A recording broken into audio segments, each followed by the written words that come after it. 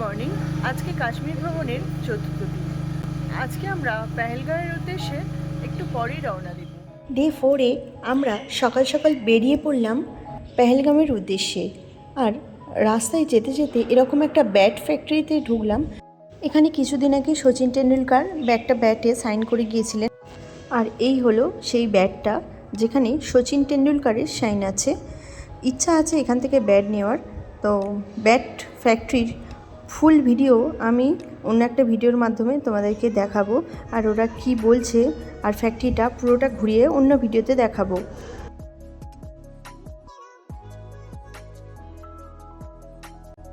তারপরে আমরা চলে এলাম বেস্ট ড্রাই ফ্রুটসের দোকানে। বেস্ট ড্রাই ফ্রুটস কোথায় আছে, কোন লোকেশানে আছে, সেগুলো সব একটা বড় ভিডিওতে তোমাদের সাথে শেয়ার করব যখন আমি কাশ্মীরের ডেলি ভ্লগ নিয়ে আসব। গোলাপ জল, फेस वॉश আমাকে একটা ফেস ওয়াশ কিনে। তারপর ওরা নিজেরাই আপনাকে কেশর দিয়ে একটা চা বানিয়ে দেবে। ওটা অবশ্যই কিন্তু আপনারা খাবেন, মিস করবেন না, ভালোই খেতে।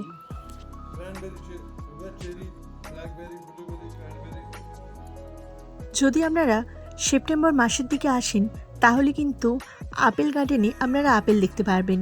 এই যে আপেলের চাটনিগুলো দিচ্ছে, এইগুলো কিন্তু প্রত্যেককেই টেস্ট করতে দেয় ওরা। প্রথম যখন দোকানে আসি তখন ওরা সবাইকেই দেয়। আপেল গার্ডেনে আপেলগুলো দেখে যেন ভেবে বসবেন না এগুলো অরিজিনাল। অ্যাকচুয়ালি এগুলো আলাদা করেই লাগানো আছে। আমি যে জায়গাগুলো ঘুরে দেখাচ্ছি, শ্রীনগর থেকে পেহেলগাঁও যাওয়ার সময় অবশ্যই আপনারা এই জায়গাগুলো ঘুরে দেখবেন। দেখুন, টাকা আপনার, ঘোরার সময় আপনি খরগোশ নিয়ে ছবি তুলবেন কিনা সেটা আপনার ব্যক্তিগত ব্যাপার। তবে আপনি যদি শখে ভিডিও করতে চান বা টাকা খরচ করতে চান, পার হেড 100 টাকা করে এখানে দিতে হবে। প্রথমে তো আমরা জানতাম না যে পার হেড ছবি তোলার পেছনে 100 টাকা করে দিতে হবে। জানি না, এমনি খরগোশটা নিয়ে আমরা ছবি তুলছিলাম। তা ওরা বললো যে খরগোশটা নিয়ে ছবি তুলেছেন তাহলে আপনাদের 100 টাকা দিতে হবে। এটা হয়তো আপনারা অনেকে জানেন না, যারা জানেন না তাদের জন্য খুব একটা ভালো সতর্কবার্তা। আমরা যারা বাঙালি তারা এইসব তো প্রায়শই দেখে থাকি। আর তাছাড়া একটা ছাগল দিয়েও মানে ছবি তুলতে বলবে, সেটা তো আমরা কখনোই করব না। তো এই দুটো বেশ ভালো লাগছিলো, তুললাম। তো যাদের টাকা অনেক বেশি আছে তারা এইগুলো করতে পারো। এখানে ভিডিও শ্যুটও হয়, তো তোমরা দেখতেই পেলে যে আমার ছেলেকে নিয়ে একটা ভিডিও করে দিচ্ছে। ওগুলো করা যায়, শখের বসে করতেই পারো। শুধুমাত্র বাচ্চাটার জন্য এই ছবি ভিডিও এইসব করা হলো। তারপর ওখান থেকে বেরিয়ে একটু আপেল জুস খেয়ে নিলাম।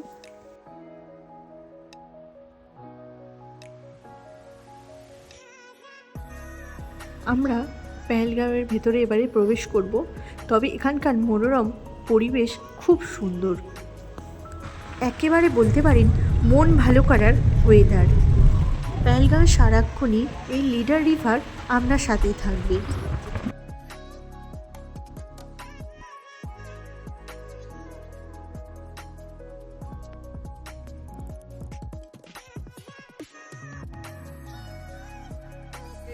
আর এখান থেকেই অমরনাথ যাত্রা শুরু হয়।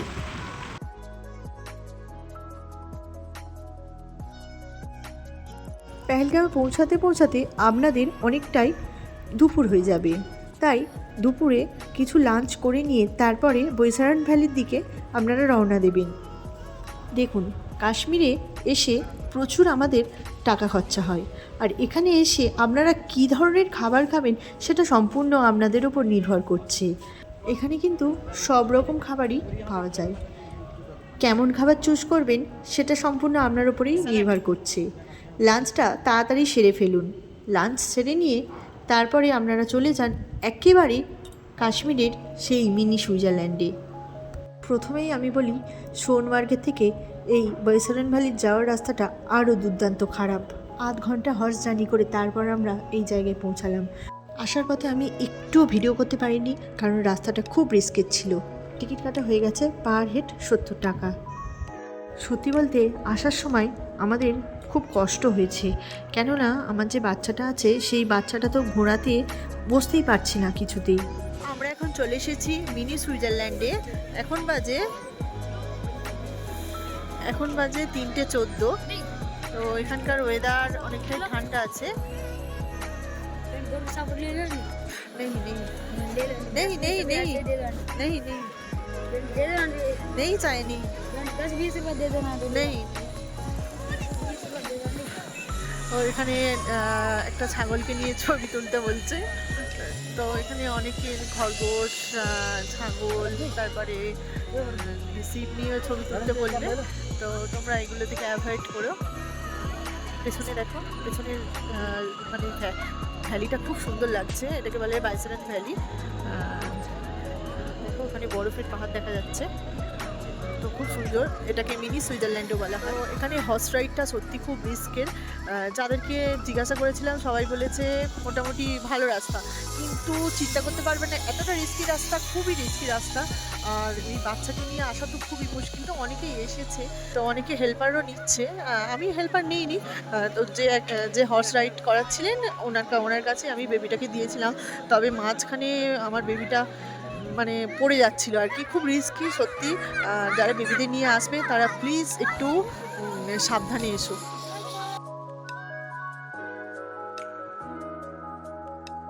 এখানে বিভিন্ন ধরনের রাইডস আছে, তবে বেশিরভাগটাই বাচ্চাদের জন্য। তো আপনারা বাচ্চাদেরকে চড়াতে পারেন। আর বড়দের রাইডসও আছে, তবে পার হেড 100 টাকা করে। আপনাদের সাথে যাদের ছোট ছোট বাচ্চা আছে তাদেরকে একটাই সতর্ক করব, প্লিজ এখানে একটু হাতে সময় নিয়ে আসুন, কেননা এখান থেকে নামতে নামতে কিন্তু অনেকটাই সন্ধে হয়ে যায়। যেহেতু অনেকটা উঁচুতে, তাই আমি কথাটা বললাম। আর যখন তখন এখানে আকাশ মেঘলা হয়ে যাচ্ছে, কোনোভাবে বাইচান্স কোনো ক্ষতি হয়ে গেলে তার খেসারত কিন্তু কেউ দেবে না। আমার ইউটিউব চ্যানেলে কাশ্মীর ট্যুর গাইড পার্ট 1 দেওয়া আছে, এটা পার্ট 2। এটা নেক্সট দিনের মর্নিংয়ের ভিডিও। দুর্ভাগ্যবশত একটা কথা জানিয়ে দিই, আমার কাশ্মীর ট্যুর গাইড ভিডিও বানাতে বানাতে অনেক ভিডিও কিভাবে ডিলিট হয়ে যায় ফোন থেকে। তো তার জন্য কিছু ভিডিও ক্লিপ আমি দিতে পারিনি। তো যাই হোক, নেক্সট মর্নিংয়ে ব্রেকফাস্ট সেরে তাড়াতাড়ি বেরিয়ে যান সিনথানটপের উদ্দেশ্যে। আমরা যেহেতু জুন মাসের দিকে এসেছি, তাই অতটাও কোথাও বরফ পাইনি। তাই আমাদের ড্রাইভার সাহেব বললেন, চলো তোমাদেরকে একটা অনেক বরফ জায়গায় নিয়ে যাব। তাই সিনথানটপকেই বেছে নিলাম। পেহেলগাঁও থেকে সিনথানটপের ডিস্টেন্সটা একটু বেশি। তোমাদের যাদের অনেক ধৈর্য আছে তারা অবশ্যই সিনথানটপে এসো। যারা বিশেষ করে আমার মতো বরফ চাইছো তারা। যেহেতু আমরা জুন মাসে এসেছি, সেহেতু বরফ আশা করা উচিত নয়, কিন্তু ওই ড্রাইভার কাকু বললেন যে সিনথানটপে নিয়ে গেলেই আমরা বরফ দেখতে পাবো। তো সেই লোভে চলে গেলাম আমরা সিনথানটপের উদ্দেশ্যে। আর এখন আমরা চলে এসেছি জ্যাকেট আর শু নেবো বলে। পার জ্যাকেট 600 টাকা আর বুট 100 টাকা। পেহেলগাঁয়ে দ্য শিকারা বলে একটা রিসর্ট আছে, সেইখানেই আমরা ছিলাম। দুর্ভাগ্যবশত সেই ভিডিও আমি শেয়ার করতে পারছি না, তার কারণ সেই ভিডিওগুলোই আমার কাছ থেকে ডিলিট হয়ে যায়।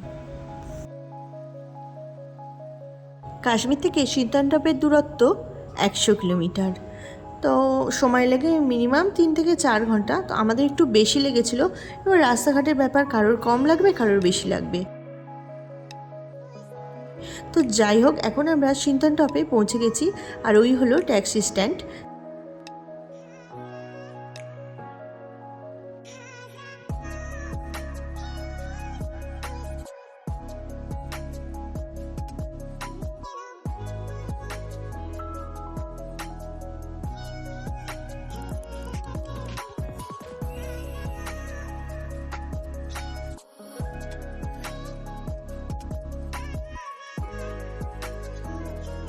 যেহেতু আমাদের এই রকম একটা পরিবেশে আসা অভ্যাস নেই, বা এই প্রথম আমি এত বড় মানে বরফের স্তূপ দেখলাম, তো সেই কারণে আমরা বেশি দূরে যেতে পারিনি। তো আশা করি তোমরা দেখতেই পাচ্ছ কত উঁচুতে উঁচুতে ছোট ছোট লোককে দেখা যাচ্ছে। তো ওরা গেছে অনেক উঁচুতে।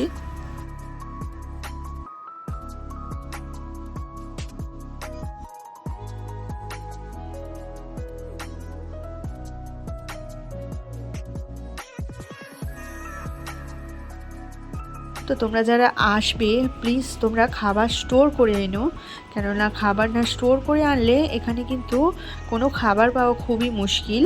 ওই ম্যাগি ডিম সেদ্ধ ছাড়া কিছুই কিন্তু পাওয়া যাবে না। এখন বাজে বিকেল 5টা, আর এখন আমরা চলে এসেছি কাশ্মীরের একটা বড় পার্কে।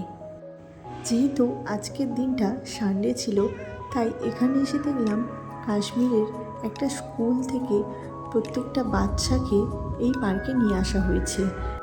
একটা জিনিস খুবই ভালো লাগলো যে প্রত্যেকটা সানডেতে নাকি এখানে প্রত্যেকটা স্কুলকে এই পার্কে বা কোনো দর্শনীয় স্থানে নিয়ে যেতে হয়।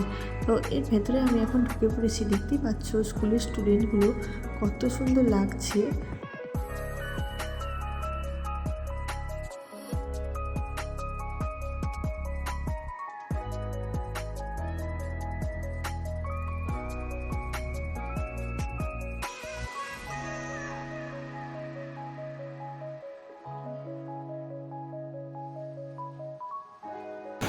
সত্যি বাচ্চাদের এই চিলড্রেন পার্কে এসে আমাদের কিন্তু খুবই ভালো লাগছে।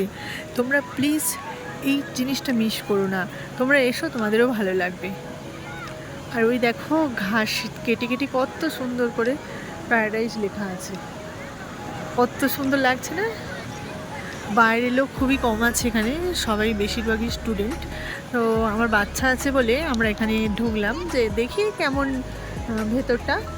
তো অনেক কিছু রাইডস আছে দেখলাম, বেশ সুন্দর, পরিবেশটা খুব সুন্দর।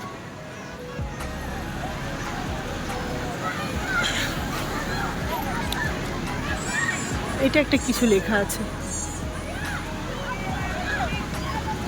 কি লেখা? গার্ডেন। বাহ, দারুণ, কিন্তু কত সুন্দর লেখা, দেখো গার্ডেন, আর ওইদিকে প্যারাডাইস। ওয়েলকাম।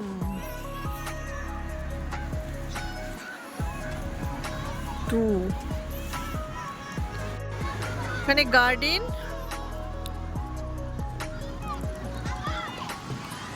এই লেখাটা ভালো করে বোঝা যাচ্ছে না।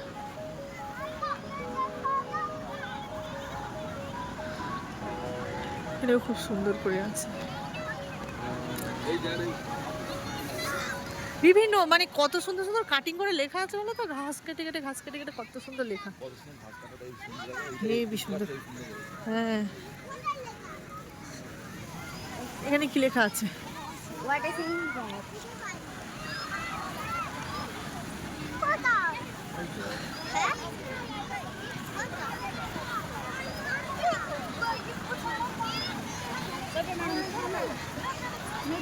জায়গাটা তবে ব্যাপক, আপনারাও এখানে এসে কিছুক্ষণ সময় কাটিয়ে তারপর আবার পেহেলগামে ফিরে যেতে পারেন।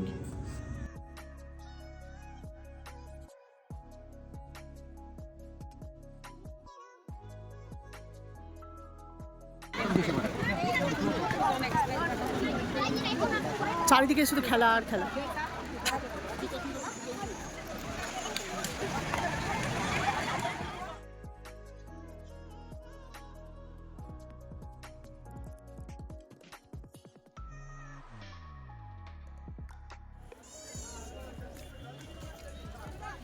পাহাড়ের গায়ে এরকম পার্ক বেশ ভালোই।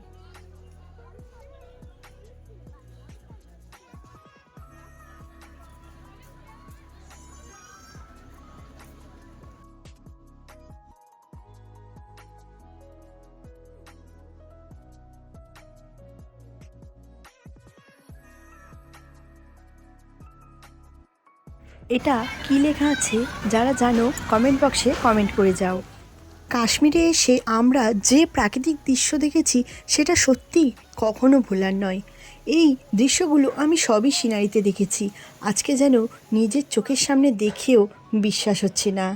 সে যাই হোক, ওখান থেকে আমরা ঘুরে এবারে পেহেলগামে চলে এসেছি। পেহেলগামের এই যে লেখা আছে আই লাভ পেহেলগাম, এখানে সময় কাটাতে কিন্তু খুবই ভালো লাগবে, তবে খুব বৃষ্টি হচ্ছে। এরপরে হোটেলে ফিরে রেস্ট নিয়ে একটু পেহেলগাঁও বাজারটা ঘুরে দেখতে পারেন।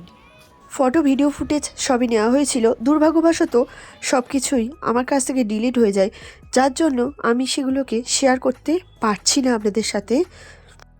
নেক্সট দিনের যতটুকু ভিডিও আছে সেটা পরের পার্টে অবশ্যই আপনাদের সাথে শেয়ার করব।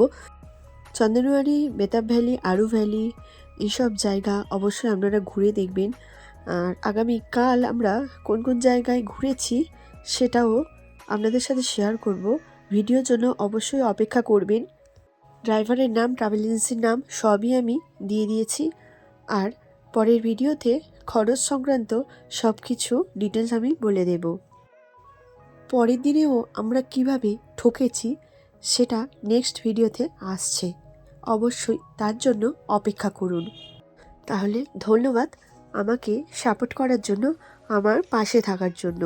কিছু যদি উপকারে লাগে অবশ্যই কমেন্ট বক্সে কমেন্ট করে যাবেন। ধন্যবাদ।